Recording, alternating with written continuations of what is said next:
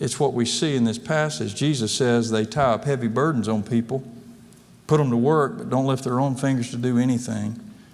There's a distinction here between these heavy burdens that's mentioned that are tied up and placed on shoulders and what is spoken of in Moses' seat. There's a sense here in which these heavy burdens are the extracurricular activities, if you will, the liberties that the Pharisees have taken to put an undue burden of guilt on God's people, while all the while telling them that it's going to help them maintain a sense of holiness in God's presence, when really it's just a burden of guilt. They are motivated by guilt.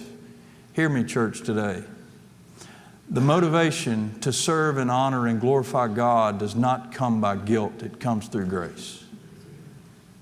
When God is motivating His people, He confronts us in our sin, and then with the tenderness of His hand draws us to a conclusion that He in fact is not against us. He's for us.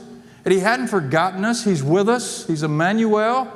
That His guiding hand as the Good Shepherd is leading us to a place of peace, although we're walking through what seems to be the valley of the shadow of death. And He does this in grace, not by guilt. The latter is the case for these Pharisees. They motivate by guilt. It is true that the burden of holiness and responsibility of faithfulness to Christ is a light burden when yoked to Him and in comparison to the yoke of our own sinful guilt.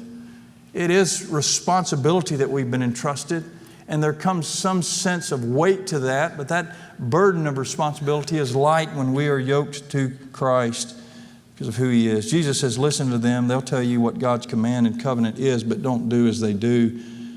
For the self-exalting impose on others what they are unwilling to do themselves.